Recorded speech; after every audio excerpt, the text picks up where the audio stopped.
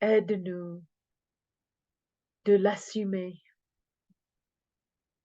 pour connaître la plénitude de ta joie et pour partager cette bénédiction avec tous ceux et celles qui ont soif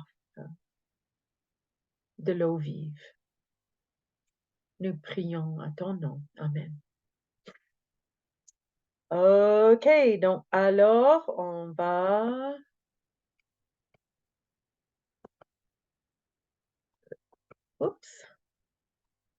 partager l'écran, j'allais dire. Beginning. Escape. Voilà.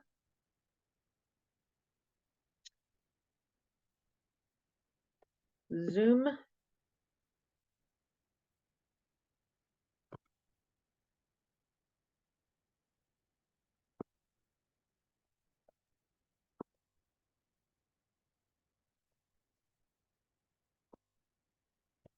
OK, mes chers amis, bien-aimés en Christ.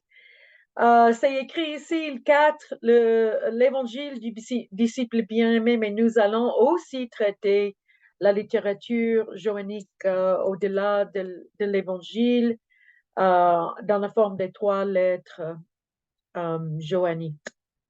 Donc, sans tarder, Yallah, nous sommes dans ce qu'on appelle le livre de la gloire. Et ça nous demande de nous poser la question, c'est quoi la gloire? C'est quoi la gloire d'après l'évangile selon Jean? Et donc, la gloire, ce n'est pas la gloire comme le monde imagine la gloire, qui est une puissance d'un roi qui peut triompher sur ses ennemis en les écrasant. Mais la gloire, c'est la brillance de Dieu qui est dévoilée. La gloire, doxa en grec, est associée au Shekinah, la présence de Dieu, la brillante présence de Dieu qui demeure avec nous, demeure, sakna en arabe, ça veut dire toujours, si je veux dire, j'habite à Ifran, sakna fi Ifran. Et c'est aussi associé au tabernacle, où Dieu demeure avec son peuple dans le désert.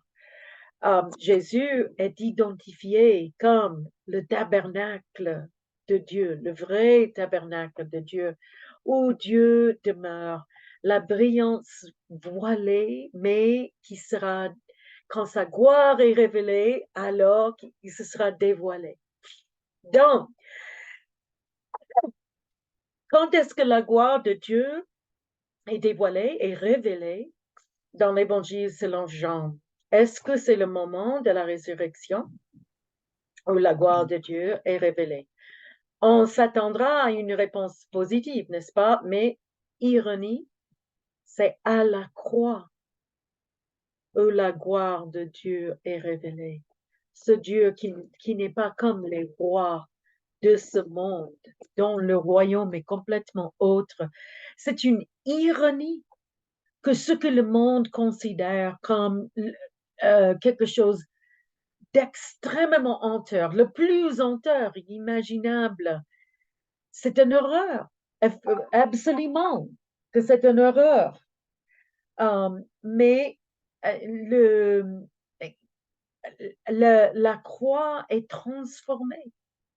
C'est tellement difficile de nous efforcer de voir comment Dieu nous aime sur la croix, avec cette souffrance.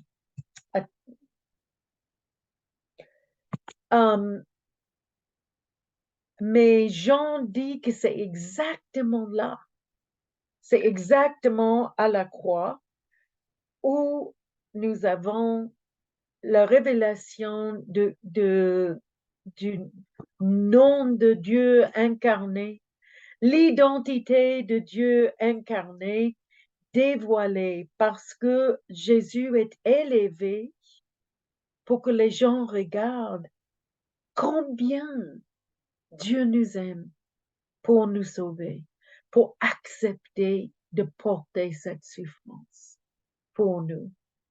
Et d'aller au-delà de la souffrance en la transformant, bien sûr. Mais la gloire n'est pas, et on n'attend pas la résurrection pour la gloire. C'est présent à la croix. Et pourquoi c'est dévoilé ainsi? Pourquoi le serpent est élevé dans le désert? C'est pour guérir tous qui regardent, pour que tous viennent voir cet amour, croire dans le Dieu d'amour et qu'ils aient la vie éternelle. Donc, nous avons la structure de Jean, cette partie de Jean est très particulière, 13 à 17, c'est la dernière soirée de Jésus avec ses disciples. Et alors, nous avons déjà traité chapitre 13, n'est-ce pas? Donc, nous avons traité la dernière scène, le dernier repas de Jésus avec ses disciples, qui est marqué non par l'institution de la Sainte Seine dans l'Évangile selon Jean, mais ce pratique de laver les pieds des disciples. Et donc, nous avons quand même des choses qui, dans les évangiles synoptiques, arrivent à la Sainte Seine. Donc, la prédiction de sa trahison, la prédiction du reniement de Pierre, euh, mais donc, nous avons aussi quelque chose de nouveau. Et c'est un grand discours dans chapitre euh, 14 qui est sur place, euh, là où on avait la scène dans le dernier repas, où Jésus parle à ses disciples, ces mots de réconfort, où Jésus euh, promet aussi le Saint-Esprit. Puis nous avons, dans chapitre 15, 16, nous sommes au point de faire la transition entre la salle où on partage le repas et le jardin. On dit sur le chemin de Gethsemane ici, mais Gethsemane n'est pas nommé, en fait, dans l'Évangile selon Jean. C'est le jardin, c'est que appelé le jardin. Donc, nous avons euh, les exemples, la vigne et les branches, que le monde va haïr les disciples, le travail du Saint-Esprit et le fait que les douleurs des disciples sera transformée en joie, cette promesse. Et enfin, dernière chose, avant la patience et la prière de Jésus, qui a trois mouvements. Premier mouvement, prière de Jésus pour lui-même. Deuxième mouvement pour ses disciples. Troisième mouvement pour tous les croyants. Alors, nous avons déjà traité 13 et 14 dernièrement. Nous allons commencer avec 15, le cep et les sarments. Bon, pour commencer, il faut reconnaître que on fait allusion à Ésaïe 5 et à Psaume 80. Donc, Ésaïe 5, c'est l'hymne de la vigne. Et c'est clair que les mots de Jésus rappellent l'expression d'Ésaïe. Mais c'est aussi dans le psaume 80, vous avez planté, vous avez pris une vigne de l'Égypte et vous avez replanté sur la montagne. Donc, ça rappelle tout ceci. Mais ça commence aussi avec la petite phrase égoémie. C'est moi qui suis le vrai cep. Et chaque fois, vous vous rappelez que c'est égoémie apparaît, c'est le nom de Dieu révélé à Moïse. Donc, Jésus qui s'identifie avec ce nom de Dieu. Jésus qui est le nom de Dieu incarné. Donc, son invitation, c'est de demeurer en lui. Ça nous rappelle le début où les disciples lui demandent où est-ce que tu demeures? Et il leur dit, viens voir, viens voir. Donc, l'invitation, ce n'est pas de demeurer même juste à côté de Jésus, mais en lui. Et lui en nous. Donc, c'est un partage de la vie divine qui est offerte, le partage de cette communion intime avec lui et avec le Père. Et c'est ça qui permet de porter beaucoup de fruits. Donc, et aussi, hein, comme si vous demeurez en Jésus, ça veut dire que votre volonté est alignée avec la volonté de Dieu. Et c'est toujours une expression de l'amour et de la joie. Demeurer dans mon amour, c'est pour que ma joie soit complète et que votre, pardon, c'est pour que moi, joie demeure en vous et que votre joie, ça soit complète. Et enfin, comment est-ce qu'on demeure dans une manière active? Ah, il faut nous aimer les uns les autres. C'est le commandement qu'il avait déjà donné en chapitre 13. Aimez-vous les uns les autres comme je vous ai aimé. C'est répété encore en 15. Et puis, il explique comme je vous ai aimé. Il n'y a pas de plus grand amour que de donner votre vie pour vos amis. Et vous êtes mes amis si vous faites ce que je vous commande. Donc, c'est Jésus qui, en amour, donne sa vie pour ceux qui vont demeurer en lui, pour ceux qui appartiennent à Jésus et qui appartiennent à Dieu alors. Et c'est ce qui, si on revient à verset 8, ce qui manifeste la gloire de mon Père, c'est ce que vous portiez beaucoup de fruits. Ça veut dire que les disciples vont continuer ce projet de révéler la gloire de Dieu.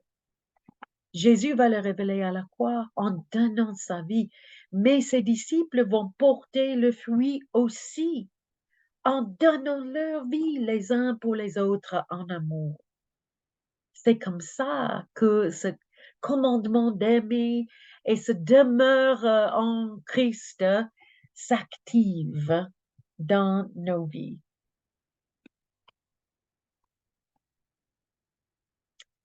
OK, il continue de parler de l'œuvre du Saint-Esprit.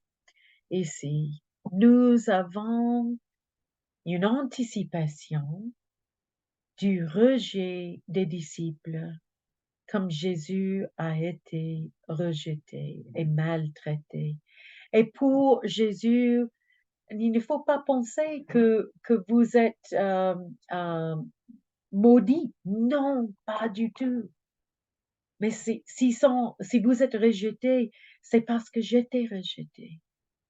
Si vous êtes persécuté, c'est parce que j'étais persécuté. C'est vous allez garder ma parole. Vous allez le faire. Mais ils ne vont pas être contents. Ils n'étaient pas contents avec Jésus, qu'il vit sa relation avec Dieu dans une telle manière d'amour au lieu d'être prise dans le légalisme. Non, il les a libérés pour aimer. Mais les gens qui préfèrent leur chaîne de légalisme n'aiment pas ceux qui sont libérés pour aimer. Et c'est parce qu'il déteste aussi mon Père, dit Jésus. Ça veut dire que euh, ils ne connaissent pas le Père. Ils ne le connaissent pas. Euh, ils croient qu'ils servent le Père, mais vraiment, ils le détestent parce qu'ils ont préparé les chaînes de l'esclavage à la loi. Donc, après, enfin, quand vous êtes tellement menacé, ne vous en inquiétez pas parce que vous aurez un défenseur, le Paraclétos, la Paraclète, la Paraclète, c'est le mot en grec, Parakletos, qui veut dire appeler à côté. Kleto, c'est appelé, para à côté, appelé à côté de nous. Donc, c'est l'Esprit de Dieu lui-même qui est appelé à être aussi proche que notre propre respiration. Qui est tellement proche à nous et qu'il nous porte dans toutes ces difficultés. C'est le mot qu'il est utilisé et des fois utilisé pour l'avocat, la personne qui est nommée pour être à côté de quelqu'un accusé d'un crime. Bon, ce paraclète fera tant plus que ça. Il rendra témoignage euh, et eux aussi, ils vont rendre témoignage parce que l'Esprit est en eux. À qui est Jésus? Dieu fait chair, l'amour de Dieu qui nous sauve. Donc, euh, il est avec qui, depuis le début, l'Esprit est avec Jésus depuis le début. Donc, c'est cette éternelle relation entre le Père, le Fils et le Saint-Esprit, l'Esprit de la vérité. Donc, même si c'était le IVe siècle quand l'Église a défini une théologie trinitaire philosophique, c'est déjà là, mes chers frères et sœurs, déjà là dans l'Évangile selon Jean, cette participation dans un Dieu qui est Père, Esprit Saint et Fils en même temps, qui demeure l'un dans l'autre et dans cette danse de vivre ensemble, de s'aimer, s'ouvre envers nous, nous invite de participer aussi à la vie, à la danse divine. Donc, Dieu en Jésus, en l'Esprit qui est dans les disciples, cette communion mystique qui produit la joie. Hop, OK, maintenant, dans chapitre 16, il a introduit le paraclète. Maintenant, on va au-dessus de ce qu'on a déjà dit. Donc, le style de ce discours, c'est très commun chez des Grecs. Donc, pour eux, pour nous, c'est un peu répétitif, mais pour les Grecs, c'était attendu comme ça, de présenter de tels discours, hein. Encore une fois, nous avons la prédiction que ils vont souffrir, ils seront persécutés, ils seront expulsés même des synagogues. Euh, mais ça nous fait euh, penser dans ce qu'il va dire pour les assurés. Ça résonne le même style de rhétorique que nous allons voir dans les épîtres aussi. Je l'ai marqué ici. Euh, si je ne m'en vais pas, le défenseur ne viendra pas vers vous. Mais si je m'en vais, je vous l'enverrai et quand il sera venu, il convaincra le monde en ce qui concerne le péché, la justice et le jugement. Donc, on a cette triade, donc ces trois choses qui sont mises en parallèle. Et puis, l'explication de chacun en ce qui concerne le péché, parce qu'il ne croit pas en moi. La justice, parce que je vais auprès de mon Père et que vous ne me verrez plus. Le jugement, parce que le prince de ce monde est jugé. Donc, c'est un style très poétique pour présenter euh, l'œuvre du Saint-Esprit. Mais c'est aussi très commun dans la rhétorique de ce moment. Donc, encore une fois, comme Jésus ne parle pas de lui-même, l'Esprit, le défenseur, l'Esprit de la vérité, ne parlera pas de lui-même non plus, mais il demeure en Dieu. Et tout ce que l'Esprit révèle pour nous, vient du cœur de Dieu. Donc, il révèle la gloire de Jésus crucifié et ressuscité, euh, et il fait comprendre les gens ce que Dieu était en train de dire en Jésus. Donc, l'Esprit est à Jésus, tout ce que le Père possède est à Jésus, il partage tous avec nous, c'est ce mystère du partage de la communion entre nous et Dieu. Et puis, encore une fois, c'est la rhétorique, hein. Encore un peu de temps et vous ne me verrez plus, et puis encore un peu de temps et vous me reverrez. Euh, c'est une sorte de devinette qui sera déchiffrée. Et c'est aussi très commun dans la rhétorique grecque de cette époque. Il se demande, la devinette n'est pas compris. Qu'est-ce que ça veut dire? On ne comprend pas. Encore un peu de temps, ça veut dire quoi exactement? Mais puis Jésus dit, vous allez comprendre, vous allez comprendre. Oui, il y aura des larmes. Euh, vous serez dans la tristesse, mais la tristesse changera en joie. C'est cette promesse du rachat de l'expérience de tristesse qu'auront les disciples. Et vous aurez une telle joie que personne ne puisse l'enlever. D'une telle joie qui viendra. Ça, on pense à la résurrection ici, c'est l'impossible qui sera possible et que Dieu amène la vie même de la mort et une mort terrible. Et donc, il dit, quand vous aurez vu et vous serez remplis de joie, vous demanderez au Père en mon nom. Tout ce que vous demanderez au Père en mon nom, et vous le donnerez. Est-ce que ça veut dire que tout ce que vous demandez sera vous donné? En effet, non. Parce que c'est en mon nom, ça veut dire dans mon esprit, dans l'esprit de Jésus, avec les mêmes motivations, même désirs que Jésus. C'est pas n'importe quoi et n'importe comment. Donc, il dit, je vous ai parlé en parabole.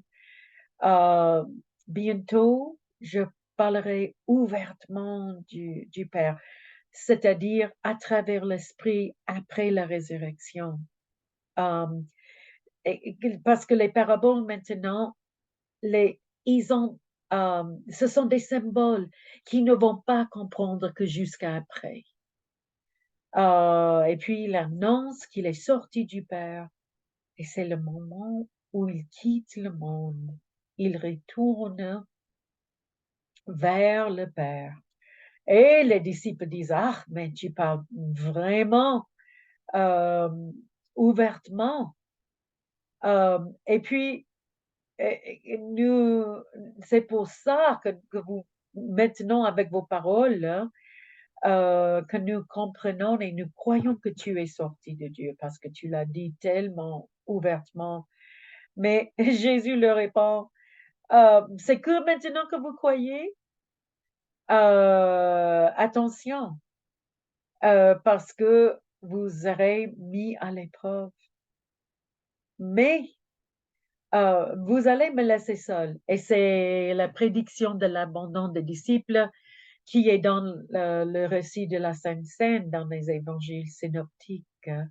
Mais il dit, je ne serai pas seul parce que le Père est avec moi.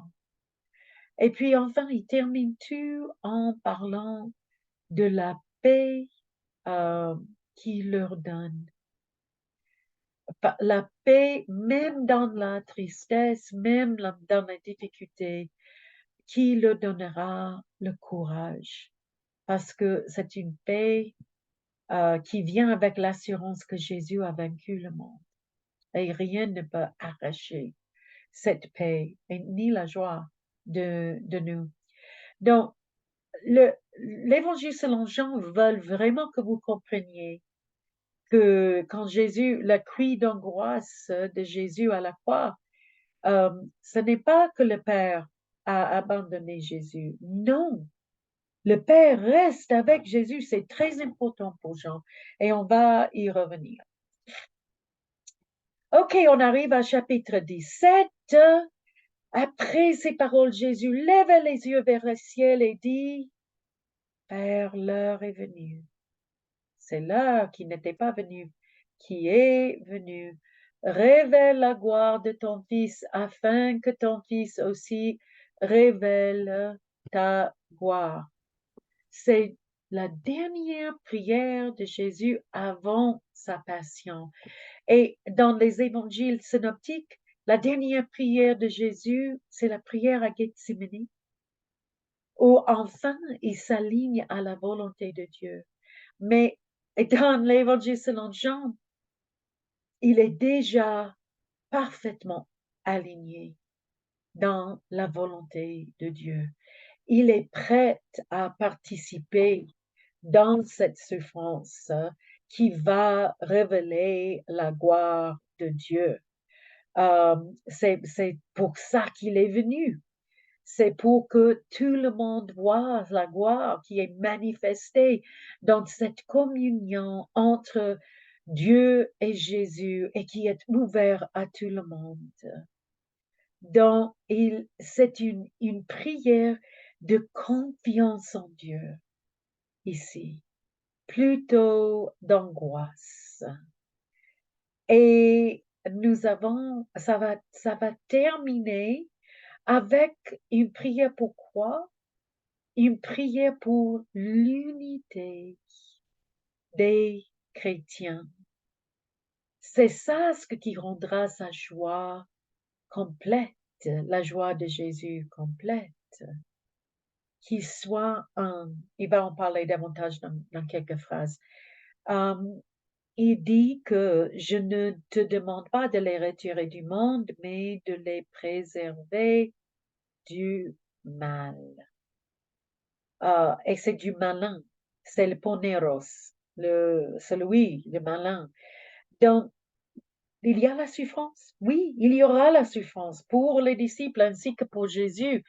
Mais la bonne nouvelle, c'est ce que, enfin, Jésus vaincre ses souffrances. Et le poneros, celui qui est malin, ne va pas gagner. Les mensonges ne gagnent pas parce que la parole de Dieu est la vérité. Et il dit, comme tu m'as envoyé dans le monde, je les ai moi aussi envoyés dans le monde. Et ce n'est pas un mot réconfortant tellement parce que il y a la souffrance dans le monde, il y a le rejet dans le monde, il y a la persécution dans le monde. Mais quand même, nous sommes envoyés pour expérimenter avec Jésus la consécration d'être rendu saint par la vérité, la révélation de la vérité, quand la gloire de Dieu se montre en nous. Et enfin, la prière n'est pas seulement pour ceux qui sont là avec Jésus, mais pour qui, mes frères et sœurs, dans le 21e siècle, c'est pour nous aussi qu'il prie. Pour ceux qui croiront en moi à travers leurs paroles, leurs témoignages. Et ce mystère de l'unité nous lie toujours avec les premiers chrétiens. Nous sommes vraiment liés avec tous ceux et celles dont la fidélité a permis à ce que nous croyons aussi. Leur fidélité pendant les siècles a permis que nous croyons et que nous ayons cette communion en Christ. Nous avec le Père, avec l'Esprit et l'un avec l'autre. La doctrine de la communion des saints. Nous sommes joints, notre unité n'est pas uniquement avec le Père, le Fils, le Saint-Esprit, mais l'un avec l'autre, qui est aussi dans le Père, le Fils, le Saint-Esprit. Sa prière, c'est ce que nous soyons un. Et plus tard, bon, que nous ne détruisions pas les uns les autres, mais qu'on s'aime pour être dans cette unité de communion l'un avec l'autre. Notre unité, il dit, c'est pour que le monde croit. Notre unité est un témoignage qui fait croire le monde. Et le père de l'Église tertullien a dit que les gentils disaient des chrétiens, voyez comment ils s'aiment, que c'était pas ça qui était tellement remarquable.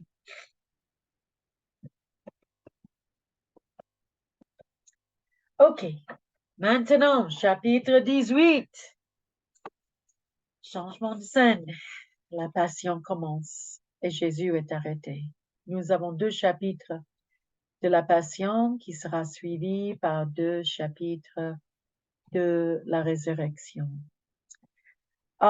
Donc, d'abord, Jésus va vers le jardin qui n'est pas identifié comme Gethsemane, mais c'est un jardin où Jésus se rendait souvent. C'est un témoignage, encore une fois, à son ministère en Judée, qui est toujours souligné dans l'Évangile selon Jean, que Jésus avait un ministère actif en Judée ainsi qu'en Galilée.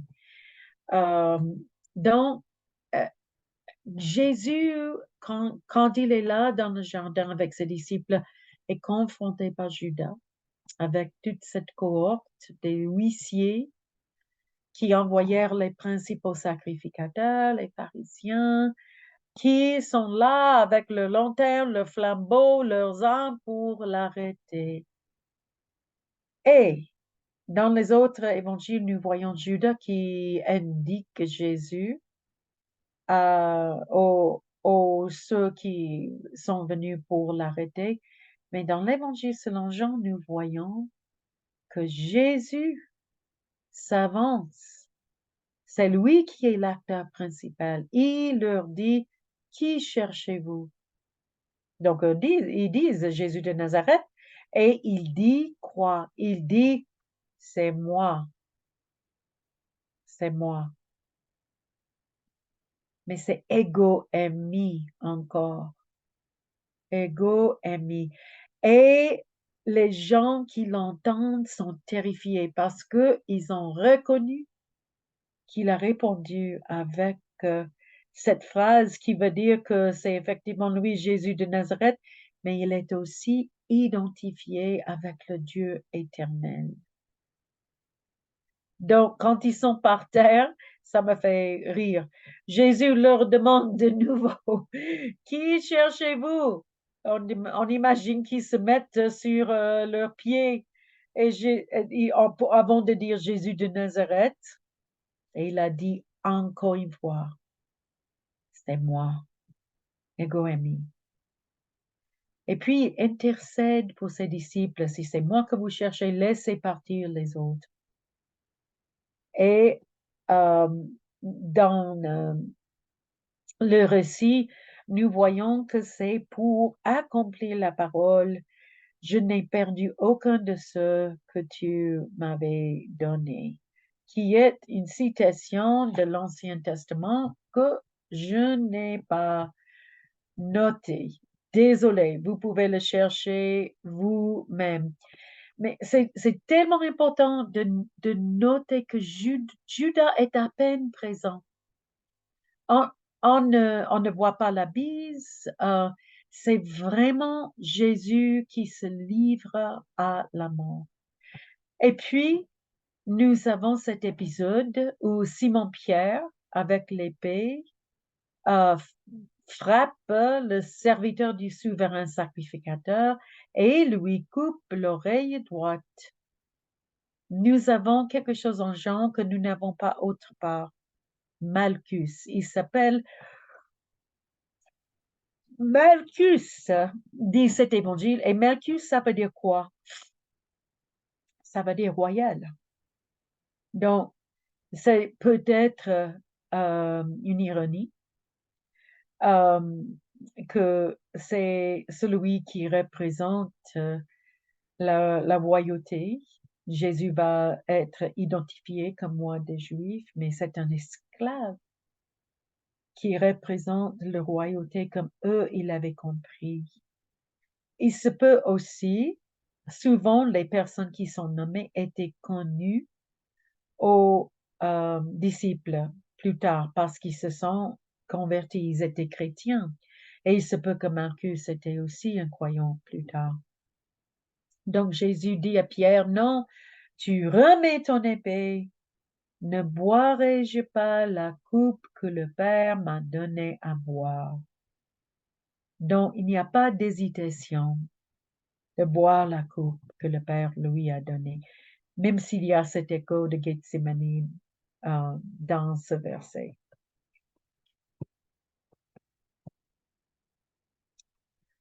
OK, maintenant, nous sommes toujours en chapitre 18.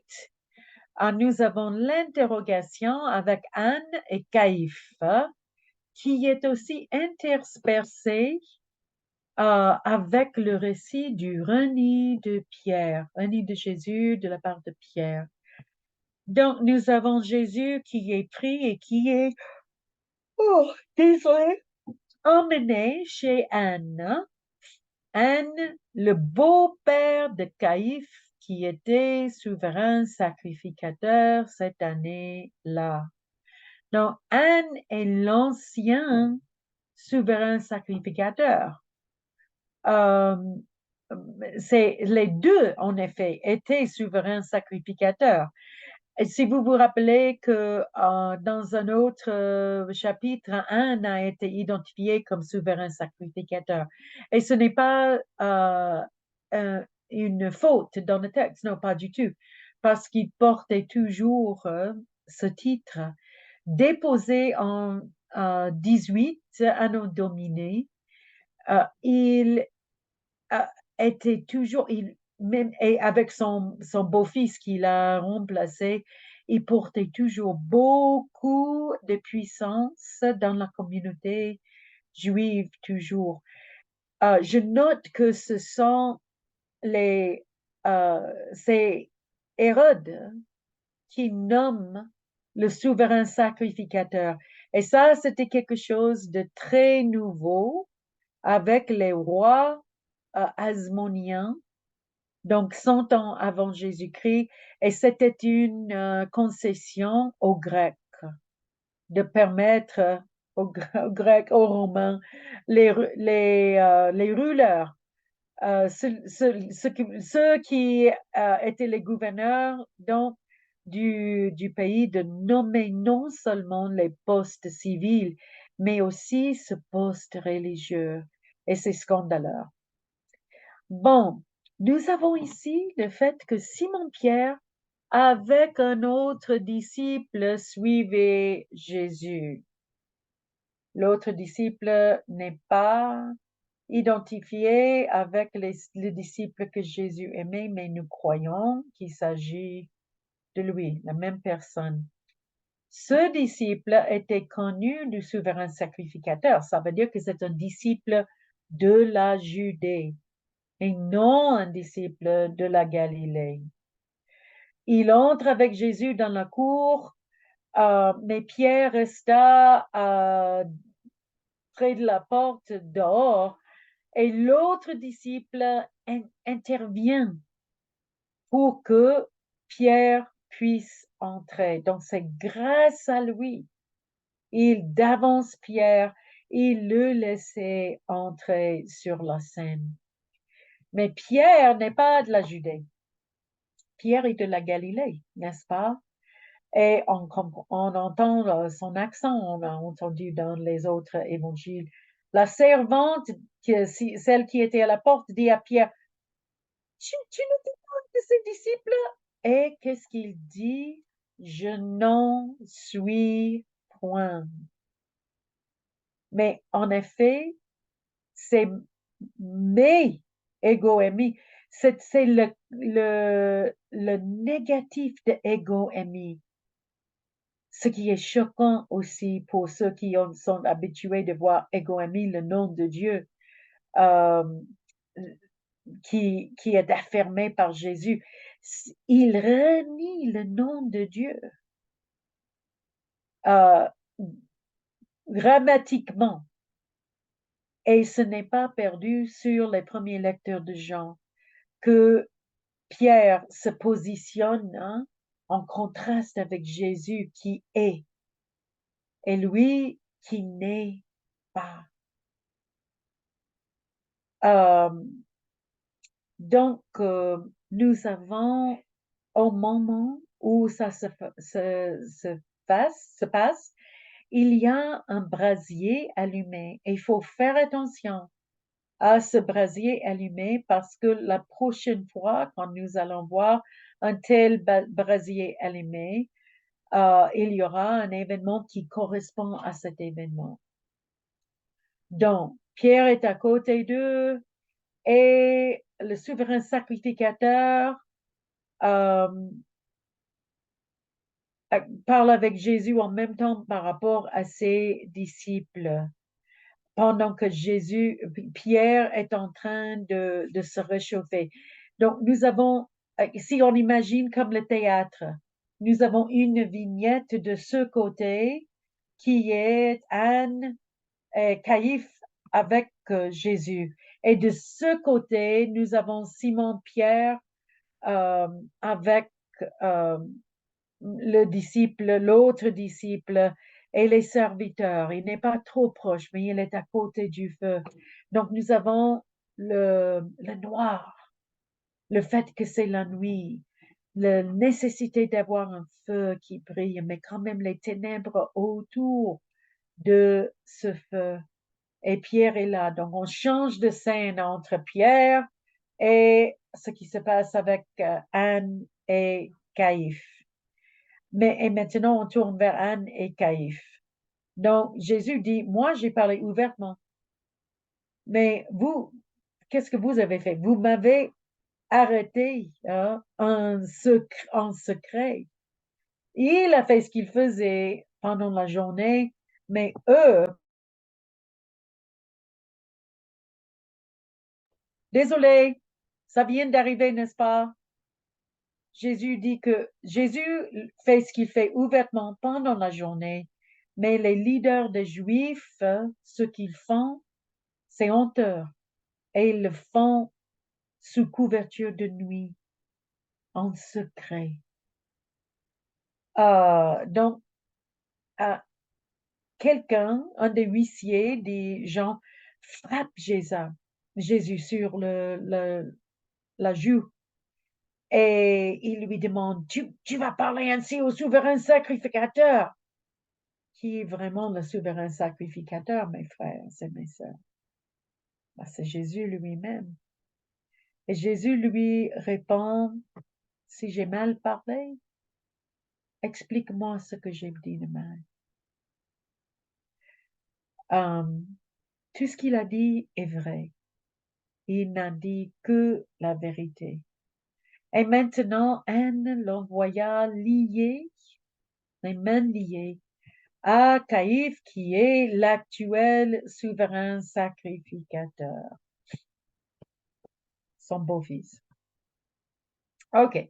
Maintenant, la scène change encore et nous laissons Jésus. Nous arrivons à Pierre. Et en fait, nous n'allons jamais revenir avec Caïphe. On ne sait pas ce qui se passe avec Caïphe. C'était avec Anne que nous l'avons vu, mais avec Caïphe, non. Mais autour du brasier, nous avons Pierre qui est là. Et encore une fois, toi aussi, n'es-tu pas de ses disciples? Il nia, même phrase, je n'en suis point. La négation du nom de Dieu. Et un membre de la famille de Malchus, qui avait perdu son oreille, dit, t'ai-je pas vu avec lui dans le jardin? Mais Pierre dit, non, non, non. Et en ce moment, le coq chanta. Donc, exactement les trois euh, fois que Pierre renie à Jésus. OK, donc, on ne sait pas ce qui se passait chez Caïphe, mais tout d'un coup, il est emmené de chez Caïphe au prétor. Et maintenant, la nuit est passée et c'est l'aube. C'est le matin. Euh, eux, les Juifs ne veulent pas entrer dans le prétor parce que c'est euh, ce truc tellement romain. Là où est Pilate, Pilate était vraiment, c'était quelqu'un qui représentait l'occupation et le non-croyant. Et pourquoi ils ne veulent pas se souiller en entrant? C'est pour manger la Pâque. Ok, ne soyez pas scandalisés. Mais il est quel jour pour Jean? Je vous ai dit que Jean ne s'intéresse pas à la chronologie, mais à la théologie. Donc, Jean insiste de présenter ces événements à quel jour? Le jour de la préparation de Pâques. Donc, ce n'est pas après le repas de Pâques, mais c'est avant. C'est juste avant. Et vous allez voir pourquoi Jean veut le présenter ainsi. Historiquement, euh, c'était le, le jour de Pâques. Donc, et c'était après le repas de Pâques où il a été arrêté. Mais dans l'Évangile selon Jean, oh, je vais le dire déjà, il veut que nous comprenions que Jésus est la vraie Pâque, que Jésus est l'agneau de Dieu qui enlève le péché du monde, qui est immolé, l'agneau immolé. Et donc, il sera tué au même moment que les agneaux de Pâques dans l'Évangile selon Jean. En réalité, il y avait quand même cette juxtaposition que Jésus est la vraie Pâque, qu'il est tué comme les animaux ont été tués. Mais Jean, parce qu'il fait une pièce de théâtre, il prend la liberté de le présenter exactement au même moment où ça arrive. Donc, il, Pilate demande, mais c'est quoi cette accusation que vous avez contre lui? Et les leaders répondent, si ce n'était pas un malfaiteur, nous ne te l'aurions pas livré. Et comme j'en fais souvent, il y a un jeu sur les mots parce que livrer, ça peut porter aussi la connotation de la trahison. On lui donne, on lui trahit. Mais Pilate n'est pas satisfait, mais si vous voulez qu'il soit jugé, vous pouvez le juger d'après votre loi et les Juifs lui dire, il ne nous est pas permis de mettre personne à mort. Ce n'est pas vrai, n'est-ce pas, dans la loi de Moïse. Ils ont le droit de mettre des personnes à mort. Mais avec les Romains, ils n'avaient pas le droit de le faire.